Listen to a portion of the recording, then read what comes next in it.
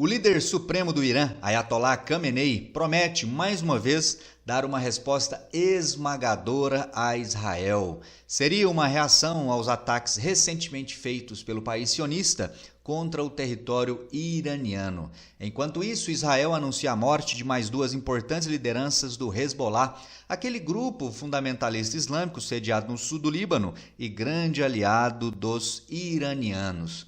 Aqui pelas bandas da América do Sul, as relações entre Brasil e Venezuela se deterioram cada vez mais. E lá na América do Norte, os Estados Unidos se aproximam daquela que promete ser a eleição mais disputada de toda a história, na qual é impossível falar em favoritismo para qualquer um dos lados. Se você quiser ficar por dentro destes e de outros temas das atualidades, geografia ou geopolítica já sabe, me acompanha no canal, faça a sua inscrição, já deixa o like nesse vídeo e vem comigo.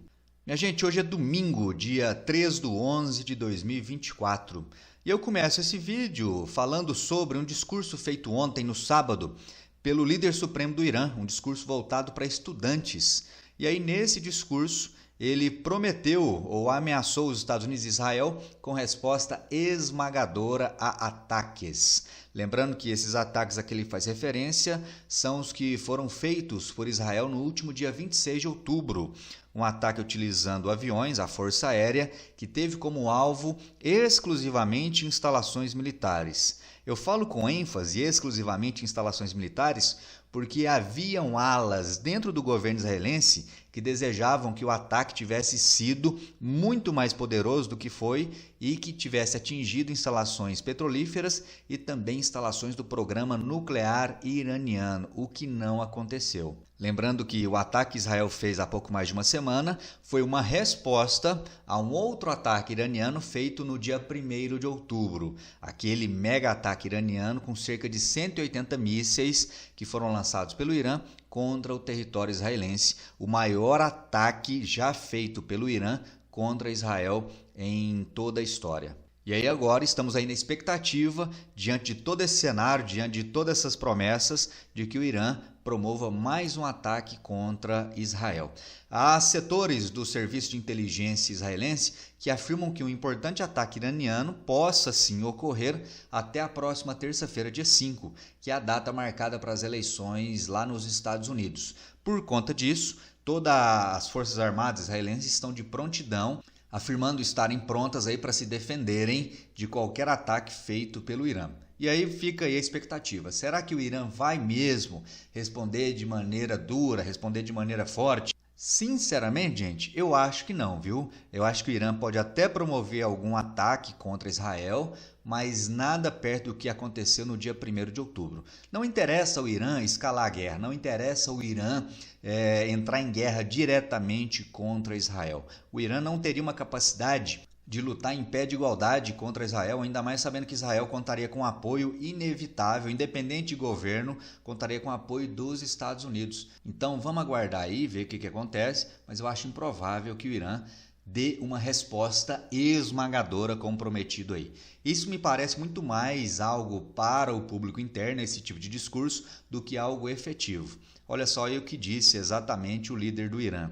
Ele afirmou que os Estados Unidos, assim como o regime sionista, que é Israel, devem saber que certamente receberão uma resposta dura pelo que estão fazendo contra o Irã, o povo iraniano e a Frente de Resistência, disse Khamenei a um grupo de estudantes no sábado, dia 2/11, em Teherã.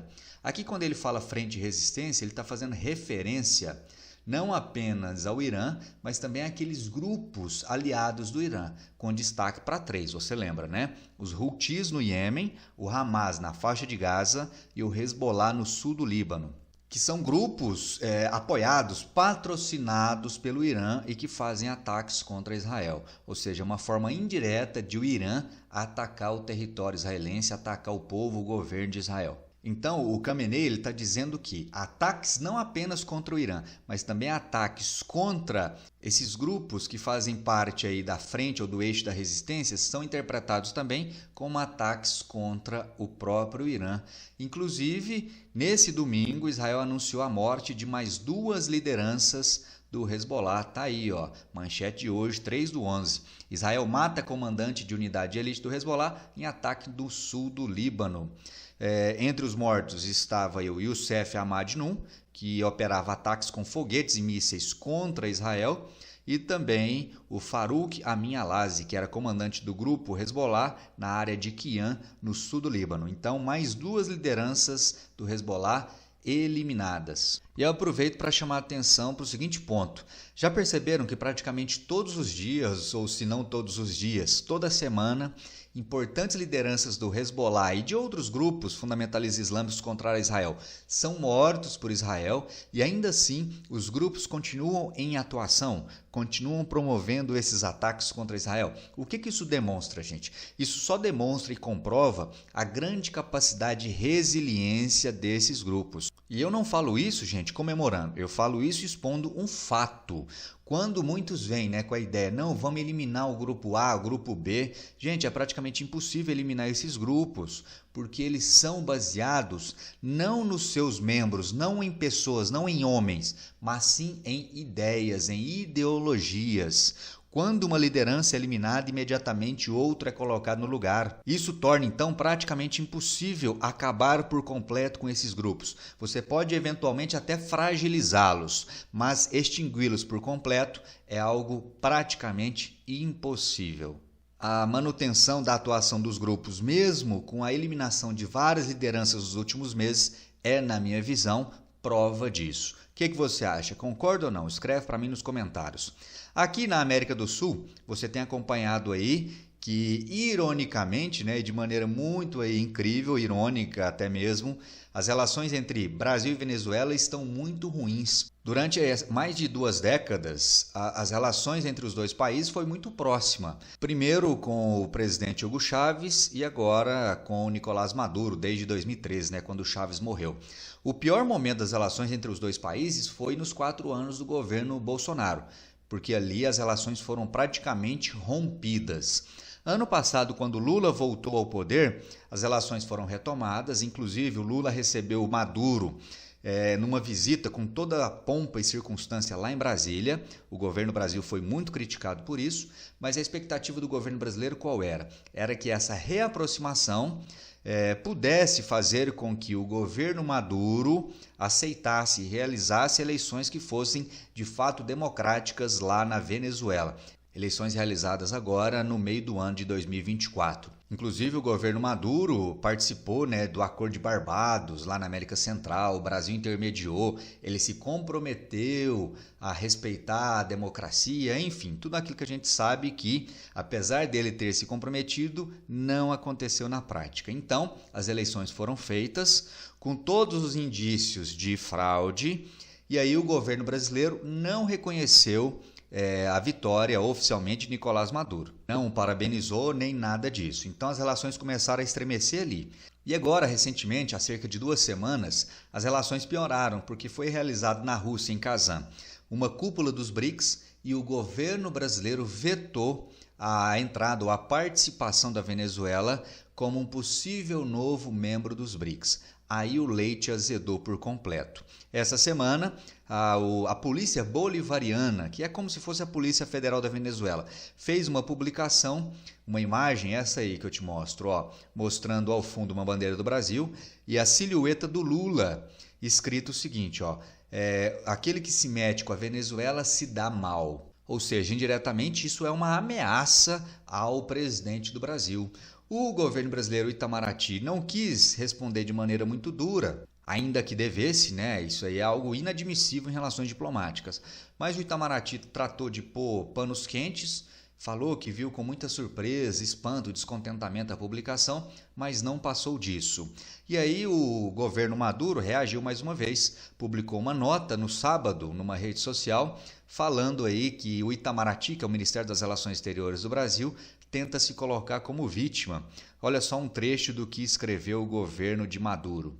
O governo bolivariano exige que a burocracia do Itamaraty desista de imiscuir-se em temas que só competem aos venezuelanos. Ou seja, o Brasil não mete o bedelho aqui na Venezuela não, evitando deteriorar as relações diplomáticas entre ambos os países, para o qual devem assumir uma conduta profissional e diplomaticamente respeitosa. tal qual demonstrou a Venezuela por meio de sua política externa, afirmou o texto. Então, gente, é lamentável que as relações entre os dois países tenham atingido aí esse nível.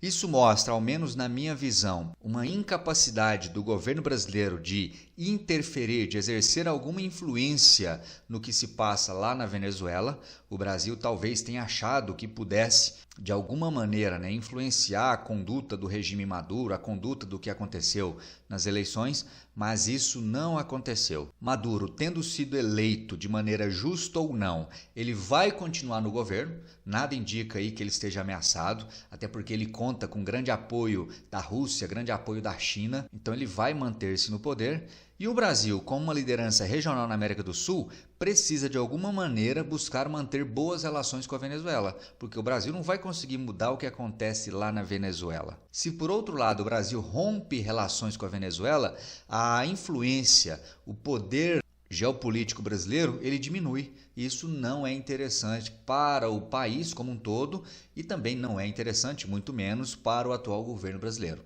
Então, independentemente de quem está no poder aqui no Brasil, é importante que o Brasil mantenha relações plenas com o governo venezuelano, o que não necessariamente quer dizer que os dois países, os dois governos precisam ser amigos. Não, é necessário que se mantenha uma relação diplomática, mantendo aí o pragmatismo. Certo? Inclusive, muita gente tem falado, que o Lula sofreu aquele acidente doméstico e não foi à Rússia, não esteve participando da cúpula dos BRICS lá em Kazan.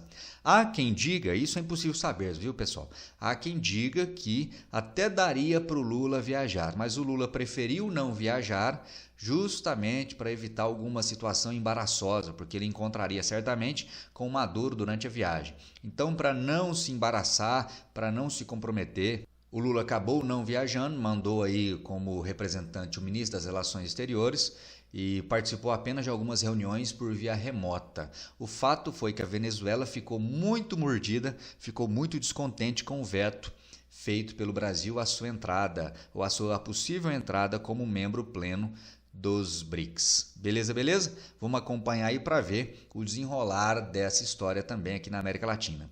E lá nos Estados Unidos, na próxima terça-feira, serão realizadas as eleições para presidente.